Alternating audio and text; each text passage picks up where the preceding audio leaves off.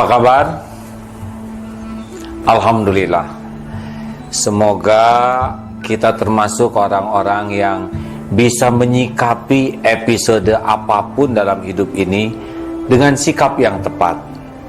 Karena hidup ini perpindahan dari satu episode ke episode lain dan terus sampai nanti kita meninggal. Ada waktu bayi, pindah ke anak-anak, sekolah, kemudian berumah tangga, lalu ya seperti itulah kita punya anak.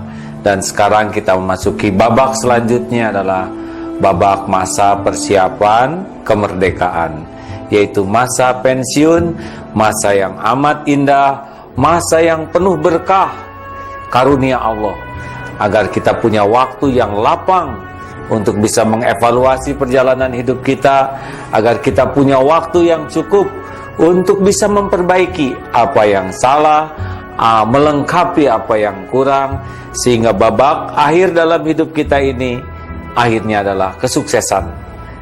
Tahukah kesuksesan? Sukses itu husnul khotimah, akhir hayat yang baik. Namun banyak orang yang salah strategi, salah menyikapi masa pensiun ini. Tidak jarang ada yang terjebak di dalam dramatisasi pikiran, dipertegang, dipersulit, dipergawat dengan banyak pikiran yang tidak perlu, dengan banyak bayangan-bayangan yang justru hanya menyengsarakan diri. Padahal pensiun hanya sebuah episode, sama dari TK ke SD, dari SD ke SMP, sama hanya perpindahan episode, biasa saja. Tapi sikap kitalah yang menentukan apakah episode ini membawa berkah atau sebaliknya menjadi fitnah dan musibah. Oleh karena itu, semuanya ini tergantung dari cara sudut pandang kita. Kalau kita melihat pensiun adalah karunia Allah, masa yang sangat berkah untuk kita bisa mengevaluasi, memperbaiki, dan menyiapkan babak akhir hidup kita sebaik-baiknya, maka pasti bersyukur. Karena dalam masa pensiun kita sudah tidak banyak terikat dengan kantor yang rutin, yang selama berpuluh tahun kita hidup. Banyak kita melakukan hal-hal yang tidak wajib kita lakukan, bahkan yang haram, karena terikat oleh situasi. Sekarang kita akan memasuki masa yang paling berkah, masa pensiun. Berikut ini secara sederhana saja, ada 5 kiat menghadapi persoalan. 1, kita harus sangat siap dengan yang cocok dan yang tidak cocok dengan keinginan kita. Mengapa? Karena hidup ini mustahil akan selalu cocok. Dan bila cocok semua, pasti akan bermasalah. Ibu ingin sehat, bapak ingin sehat, yang lain juga ingin sehat. Kalau semuanya ditakdirkan sehat, tahu sendiri kan? Dokter, rumah sakit, toko obat, pabrik obat, dan infrastrukturnya pasti akan menjadi masalah besar. Sakit sehat sama saja, tergantung bagaimana menyikapinya. Tepat menyikapi sehat, berkah. Tepat menyikapi sakit, juga berkah. Kita harus sangat siap dengan yang cocok dan yang tidak cocok, karena tugas kita bukan mengatur Allah. Tugas kita cuma 3, meluruskan niat, menyempurnakan ikhtiar, dan pasrahkan kepada Allah dengan tawakal. Apapun yang terjadi, kalau sudah niatnya lurus, ikhtiar maksimal dan tawakal, itu pasti yang terbaik. Tidak penting keinginan kita selalu terwujud, yang terpenting adalah apa yang terbaik menurut Allah, karena dialah yang maha tahu. 2, kalau sudah terjadi, terima, ridho. Orang itu menderita bukan karena kenyataan, orang itu menderita karena tidak menerima kenyataan. Bukan tidak bisa menerima, tidak mau menerima kenyataan. Setiap takdir sudah diukur oleh Allah, setiap episode sudah diukur juga. Berat ringannya tergantung dari kemampuan kita menerima. Seperti genteng jatuh ke jidat, kalau sudah kena, ridho. Karena tidak ridho juga sudah benjol. Tidak bisa kita mengatakan saya tidak menerima, tanda terimanya sudah ada.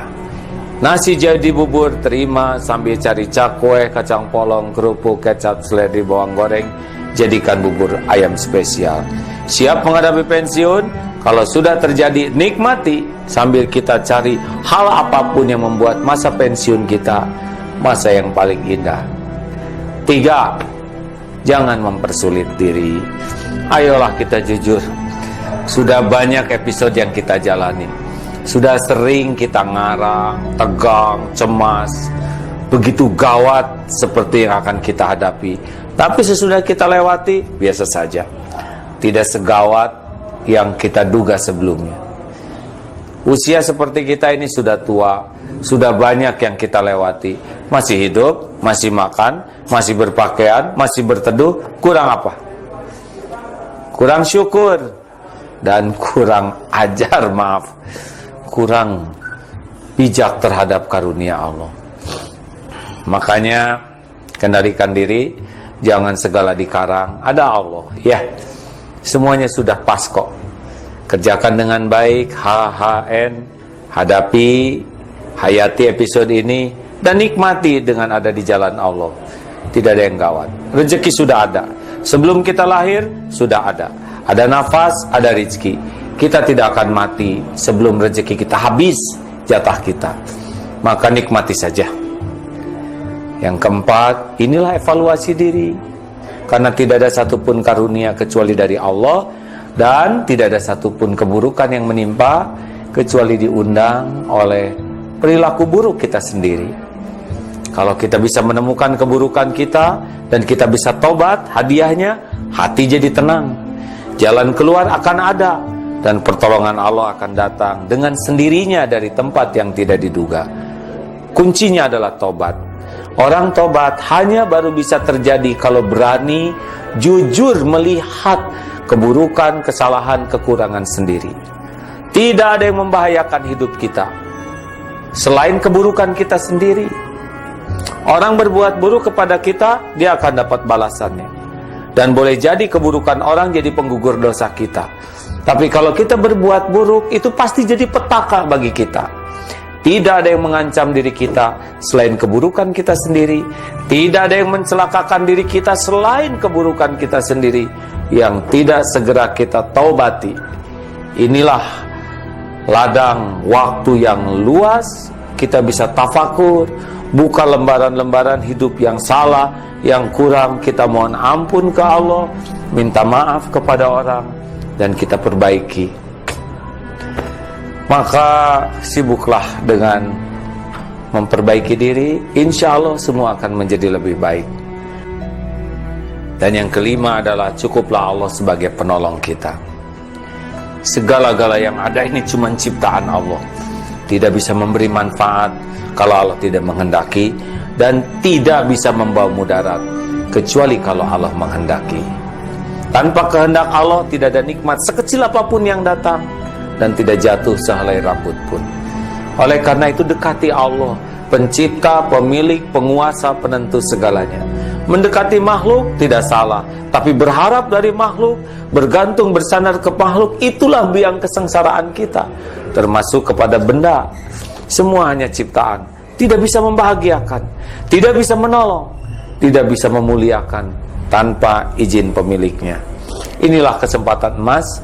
Mari kita patuh ke Allah. Wa may yattaqillah yaj'al lahu makhrajan. Makin dekat dengan Allah, pasti ada jalan. Jalan dibuka, baik yang terpikir maupun yang tidak terpikir. Wa may yatawakkal 'ala Allah, yang hatinya pasrah sambil menyempurnakan ikhtiar, fahuwa hasbuh. Pasti Allah cukupi. Allah tahu keperluan kita lebih tahu daripada kita sendiri, karena dialah Allah yang menciptakan kita memiliki keperluan, dan dialah Allah pemilik segala keperluan kita, dan dialah Allah satu-satunya yang bisa mencukupi kebutuhan lahir, akal maupun batin kita. Maka masa pensiun masa berkah, bisa taubat habis dari dosa, bisa dekat dengan Allah, hidup bahagia, bisa berdoa yang penuh manfaat bagi keluarga, bagi orang tua, dan bagi sekitar kita, dan punya keleluasaan waktu untuk hidup manfaat. Khairun nas anfa'uhum linnas. Sebaik-baik manusia adalah manusia yang penuh manfaat.